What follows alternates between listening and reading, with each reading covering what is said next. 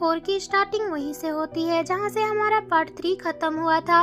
हम देखते हैं कि ली भागता हुआ अपनी मॉम के पास पहुँचता है, जहाँ पर उसे पता चलता है कि बस उसके सिर में दर्द है। डैड ने कहा था कि ली कभी भी कंपनी में काम नहीं करेगा। ये बात जानकर तो ली खुश हो जाता है और वहाँ से बाहर जाता है। तभी उसे कॉल आता है और पता चलता है कि एग्जीबिशन में आग लग गई थी और साउची उसे बचाने के लिए उसके अंदर गई थी, जिस वजह से उसकी तबीयत काफी ज्यादा खराब हो गई है। ये जानकर ली बहुत ज्यादा परेशान होता है और साउची के पास पहुँचता है, जो फांग के घर पर थी। लेकिन जब वो वहाँ पहुँचता है तो उस समय साउची सो रही थी और इसके बाद फांग ली को जाकर आराम करने को बोलता है। अगले दिन जब साउची की आंख खुलती है तो वह बहुत खुश होती है और फांग से उसकी जान बचाने के लिए थैंक यू बोलती है। जब फांग उसे आराम करने के लिए बोलकर खुद ऑफिस चला जाता है, उसके जाने के बाद साउची कुछ कुछ बोलती है। उसके बातों से पता चलता है कि वो भी फांग को पसंद करने लगी थी। तभी साउची को सफायर की याद आती है। याद आते ही वो तुरंत एग्जीबिशन वाली जगह पर पहुँचती है जहाँ पर रूम जल चुका था। साउची वहाँ पर सफायर ढूंढने लगती है और काफी ढूंढने के बाद भी उसे नहीं मिलता, इसलिए वो वहाँ से वापस आने लगती है। तभी बाहर हम डॉक्टर आर्यन को देखते हैं, जो खुद भी वहाँ पर सब चेक करने के लिए आया था। गार्ड से बात करके सीसीटीवी फुटेज दिखाने के लिए बोलता है तो गार्ड उसे मना करते हुए बोलता है कि सीसीटीवी बस एग्जीबिशन में आए लोग ही देख सकते हैं और यहाँ सब लोग आकर यही बोल रहे हैं कि उनका कुछ खो गया है। ये सुनकर डॉक्टर आर्यन हैरान हो जाते हैं और गार्ड से पूछने पर उसे पता चलता है कि साउची यहाँ पर आई थी। ये सुनकर काफी शॉक होता है और जैसे ही गार्ड रूम के पास से हटता है तो वह तुरंत छुपकर रूम में चला जाता है और वहाँ जाकर सफायर को ढूंढने लगता है। तब उसे वहाँ पर एक सफायर मिलता है जो कि साउची की खून की बूंद थी और वो उस समय वहाँ पर गिर गई थी जब साउची ली को बचाने के लिए रूम में आई थी। तब डॉक्टर आर्यन उसे वहाँ से लेकर चला जाता है। अब हम फांग और जैन को देखते हैं, जो सफायर के चोरी होने पर बात कर रहे थे। फांग कहता है कि अगर कोई सफायर के बारे में इंफॉर्मेशन देगा तो इन्वेस्टिगेशन बिना किसी पूछताछ के ही रोक देना।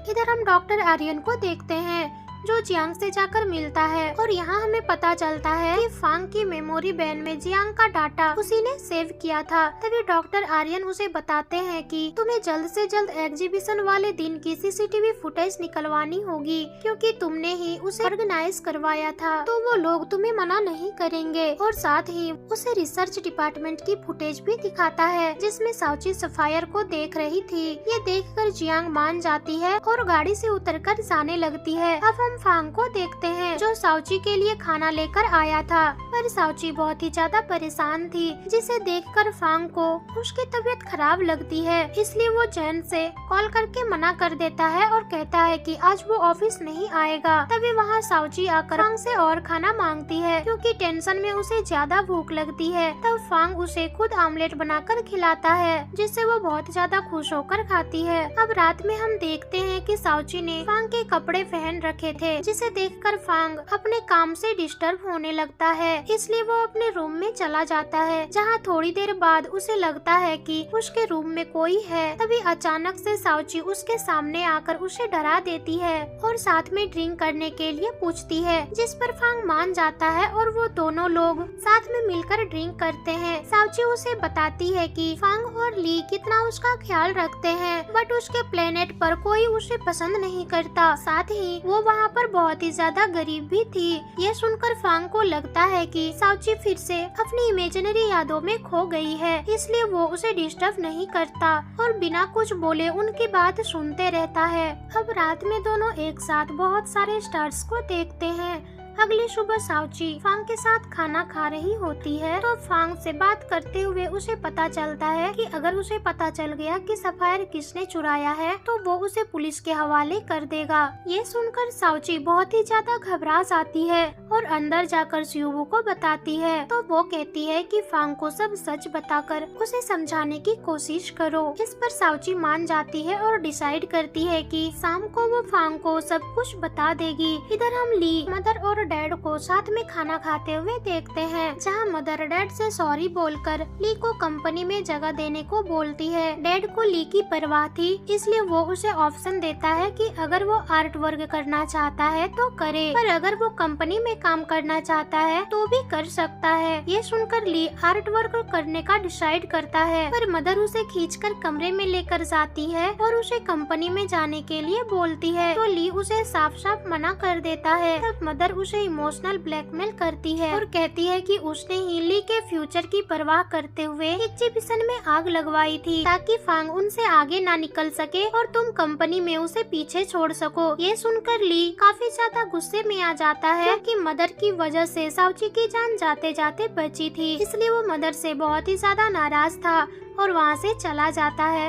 अब हम साउची को देखते हैं, जो प्रैक्टिस कर रही थी कि जब फांग आएगा तो वो अपने एलियन होने वाली बात उनसे कैसे एक्सप्लेन करेगी। तभी वहाँ पर ली आता है, जो साउची से बातें करते हुए सॉरी बोलता है, क्योंकि अगर वो एग्जीबिशन नहीं रखता तो साउची को कुछ नहीं होता। तब साउची उसे ऐसा सोचने से मना कर देती है और उसके साथ बातचीत करते हुए हंसने लगती है। अब थोड़ी देर बाद जब फांग घर के पास कार से उतरता है तो वो देखता है कि ली और साउची बहुत खुश होकर साथ में बाहर आ रहे थे। ये देखकर फांग ली से जलस होने लगता है, पर वो दोनों फांग को नहीं देखते और साउची ली को बाय बोलकर अंदर चली जाती है।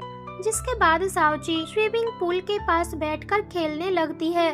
तभी वहाँ पर फांग आकर उनसे बातें करने लगता है और साउची उसे बोलती है कि तुम्हें सफायर के बारे में कुछ पता चला? वो बताता है कि नहीं मिला। तब साउची उसे बोलती है कि शायद तुम्हें लगता है कि वो चीज तुम्हारी है, पर वो किसी और की हो। तो ये सुनकर फांग को लगता है कि साउची उसके और ली के बारे में बात कर रही है। फांग समझता है कि साउची उसकी है, पर ऐसा ना होकर वो ली की हो, इसलिए वो बोलता है कि मैं अपनी चीजें ऐसे ही किसी को नहीं देता। ये बोलकर फांग साउची को पकड़ लेता है और उसे ली को देखकर हंसने से भी मना कर देता है और किस कर लेता है। साउची शर्मा कर तुरंत वहाँ से निकल जाती है और अपने रूम में जाती है, जहाँ हम देखते हैं कि ये काफी खुश है। अगले दिन जब फांग अपने ऑफिस जा रहा होता है, तभी वहाँ पर जियांग आती है और उसे एग्जीबिशन का सीसीटीवी फुटेज दिखाती है, जिसमें साउची के पास सफायर देखा जा सकता था। ये देखकर फांग बहुत ही ज्यादा हैरान होता है, पर वो इस सीसीटीवी को किसी और को दिखाने से मना करता है और गुस्से में फांग साउची के पास आता है और कहता है कि तुमने सफायर क्यों चुराया है। पहले तो फांग को लग रहा था कि साउची उसे किसी और को देने वाली थी, पर वो बोलती है कि वो मेरे लिए बहुत ही ज्यादा जरूरी है, पर क्यों जरूरी है ये वो उसे नहीं बता सकती।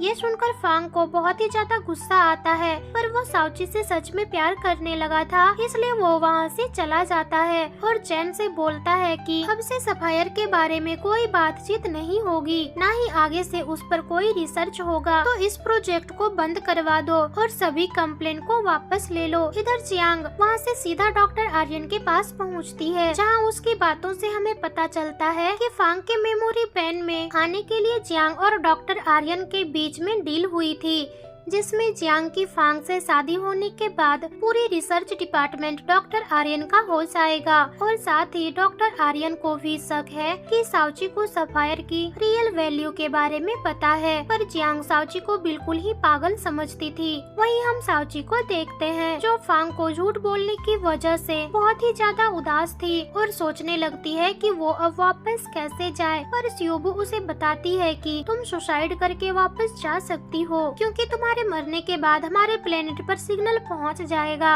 और वो लोग तुम्हारी बॉडी लेने आ जाएंगे और वो तुम्हें सही कर लेंगे, क्योंकि हमारा प्लेनेट पृथ्वी से आगे है। ये सुनकर साउची बहुत तरीके से सुसाइड करने का डिसाइड करती है, जैसे कि वो फांसी लगाने का प्रयास करती है, बहुत सारा खाना खा लेती है। इसके अलावा वो बिजली से मरने का भी ट्राई करती है, पर वो हर बार बच जाती थी, इसलिए वो डिसाइड करती है कि अब वो भूखी रहकर मरेगी। इसलिए वो अपना सारा खाना फेंक देती है और काफी दिनों तक कुछ भी नहीं खाती और अपने रूम में खुद को बंद कर लेती है। तब एक दिन मिस चाय उसके लिए खाना लेकर आती है, पर वो फिर भी खाना नहीं खाती।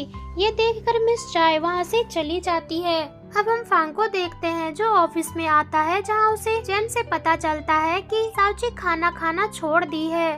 फांग बोलता है कि मुझे उनसे कोई लेना देना नहीं है, पर जैसे ही उसे ये पता चलता है कि उसने सुसाइड करने का भी ट्राई किया था, तो वो तुरंत भागता हुआ उसके पास पहुंचता है और वो साउची से बोलता है कि ये तुम्हारी मर्जी है कि तुम क्या करना चाहती हो, पर अगर तुम्हें मरना है तो तुम्हें रिजाइन देना होगा, क्योंकि तुम अभी भी मेरी कंपनी की एम्प्लॉय हो। और ये बात साउची को ना चाहते हुए भी मानना पड़ता है। अब सीन ली पर आता है, जो मदर के साथ है, और उसकी बातों से हमें पता चलता है कि ली कंपनी में जाने के लिए तैयार हो गया है, क्योंकि उसे डर था कि अगर वो कंपनी में नहीं जाएगा तो मदर उसे वहाँ भेजने के लिए कुछ न कुछ करती रहेगी, जिससे फांग और साउची पर खतरा हो सकता है। इसलिए वो ये शर्त रखता है कि अगर वो कंपनी में जाएगा तो मदर कभी भी फांग के रास्ते में नहीं आएगी। इस पर मदर मान जाती है। अब अगले दिन ली कंपनी से आता है, जहाँ मदर उसे बताती है कि तुम नए प्रोडक्ट डेवलपमेंट डायरेक्टर हो, जहाँ तुम अपना टैलेंट दिखा सकते हो। पर ली किसी को कुछ नहीं बोलता और वहाँ से अंदर चला जाता है। इधर हम साउची को फांग के पास देखते हैं, जहाँ फांग साउची को रिजाइन देने से मना करते हुए बोलता है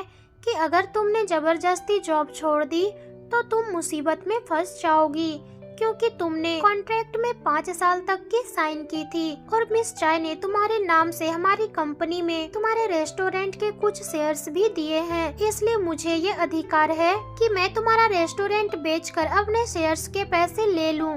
और अगर तुम्हें इन सारी चीजों से बचना है तो कल से काम चालू कर दो, नहीं तो रेस्टोरेंट है ही। ये सब सुनकर साउची का दिमाग खराब हो जाता है, पर वो मिस चाय को मुसीबत में नहीं डालना चाहती थी, इसलिए वो गुस्से में वहाँ से चली जाती है। जहाँ बाहर उसे ली मिलता है, जो उसे अपने बॉस होने के बारे में बताता है। तब साउची भी उसे बताती है कि वो अब रिजाइन देना चाहती है, पर फांग एक्सेप्ट नहीं कर रहा, जिस पर ली उसे बताता है कि अगर फांग कुछ भी चाहता है तो वो उसे पाकर ही रहता है, क्योंकि वो बहुत ही ज्यादा जिद्दी है, और अगर तुम्हें उसने ज्यादा परेशान किया तो मैं तुम्हें अपने प्रोजेक्ट में ट्रांसफर कर लूंगा, जिस पर साउची मान जाती है। अब अगले ही दिन साउची कंपनी के बाहर खड़े होकर सोच रही थी कि वो अंदर जाए या फिर नहीं। तब वहाँ पर फांग आता है और उसे जबरदस्ती अंदर लेकर जाता है। अब जब साउची काम कर रही होती है तो उसे एक आइडिया आता है, इसलिए वो एटीट्यूड में फाइल ले जाकर फांग के आगे पटक देती है और कहती है कि काम हो गया। तो फांग उसके एटीट्यूड के बारे में उसकी वजह पूछता है, तो वो बताती है कि अगर तुम्हें एटीट्यूड पसंद नहीं है तो मुझे काम से निकाल दो। ये सुनकर फांग को सब समझ आ जाता है, इसलिए वो उसे कुछ नहीं बोलता और वो उल्टा साउची को हर वो काम करने के लिए बोलता है जिनसे वो उसे परेशान कर सकता था। और जब साउची थोड़ा परेशान हो जाती है तो फांग उसे बताता है कि आज वो जैंग से मिलने के लिए जा रहा है और किसी को शक ना हो, इसलिए तुम्हें भी मेरे साथ चलना होगा। अब साउची जाना तो नहीं चाहती थी, पर ये सोचकर चली जाती है कि अगर मैं नहीं जाऊंगी तो फांग के बीमारी की खबर न्यूज चैनल पर आ जाएगी, जहाँ जैन रास्ते में जानबूझकर गाड़ी तेज चलाता है और साउची फांग के ऊपर गिर जाती है। असल में जैन ऐसा इसलिए कर रहा था क्योंकि वो चाहता था कि फांग और साउची के बीच सब कुछ पहले जैसा नॉर्मल हो जाए। इसके बाद वो दोनों जैन के पास पहुंचते हैं, तो जैन उन दोनों को देखकर समझ जाता है कि दोनों के बीच लड़ाई चल रही है, इसलिए वो उन दोनों की काउंसलिंग करता है ताकि उसे पता चल सके कि दोनों एक दूसरे के बारे में क्या सोच रहे हैं। पहले सवाल में वो उनसे पूछता है कि तुमने पहली बार एक दूसरे से मिलने पर क्या सोचा था। अब जब वो दोनों लिखकर बताते हैं तो जेंग बोलता है कि तुम दोनों बिल्कुल गलत सोच रहे थे। अब अगला सवाल पूछता है कि तुम दोनों ने एक दूसरे को पहली बार किस कब की थी। जब वो दोनों लिखकर बताते हैं तो दोनों का जवाब बिल्कुल अलग था, क्योंकि साउची ने स्विमिंग पूल वाले किस के बारे में लिखा था, जबकि फांग ने रेस्टोरेंट के स्टोर रूम वाले किस के बारे में लिखा था, जिसके बारे में साउची को कुछ भी याद नहीं था। इसलिए वो काफी ज्यादा गुस्सा हो जाती है और उसे लगता है कि फांग ने उसका फायदा उठाने की कोशिश की थी। जिसके बाद वो वहाँ से चली जाती है, जहाँ बाहर उसे जैन मिलता है, जो उसे बताता है कि फांग तुम्हारी बहुत चिंता करता है, इसलिए जैसे ही उन्हें पता चला कि तुम सुसाइड कर रही हो तो वो तुरंत तुम्हें बचाने के लिए गए थे। साथ ही उन्होंने अपने कभी किसी भी गर्लफ्रेंड के लिए बीमार होने पर छुट्टी नहीं ली, पर तुम्हारे बीमार होने पर उन्होंने घर पर ही काम करना शुरू कर दिया था और अभी उनकी तबीयत खराब है। अगर उनकी तबीयत ज्यादा खराब हो गई तो वो बहुत बड़ी मुश्किल में फंस जाएंगे और एक तुम ही ऐसे इंसान हो जिनसे वो प्यार कर सकते हैं।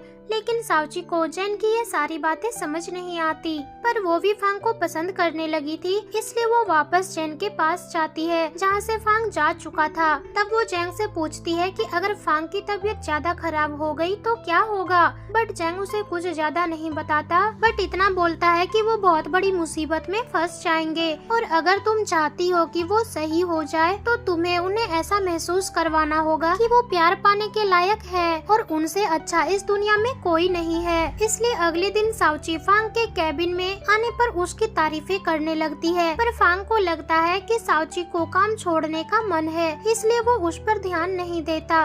तब साउची उसे सोफा पर बैठाकर रिलैक्स करने को बोलती है और उसकी मसाज करने लगती है, पर जैसे ही उसका हाथ फांग के चेस्ट पर जाता है तो वो खुद ही फांग की बॉडी से उसकी ओर अट्रैक्ट होने लगती है। और इसी सीन के साथ एपिसोड 4 भी यहीं पर खत्म हो जाता है। तो दोस्तों, आपको क्या लगता है कि साउची फांग के लिए अपने प्लेनेट में जाएगी या नहीं? तो साउची के साथ आगे क्या होगा, ये सारे सवालों का जवाब हमें एपिसोड 5 में देखने के लिए मिलेगा। तो अगर आप हमारे चैनल पर नए हैं तो वीडियो को लाइक, शेयर और चैनल को सब्सक्राइब करना ना भूलें, ताकि हमारी सभी वीडियो आप तक पहुंच सके। मिलते हैं अगले दिन अगली इंटरेस्टिंग ड्रामे के साथ, तब तक अपना ख्याल रखें।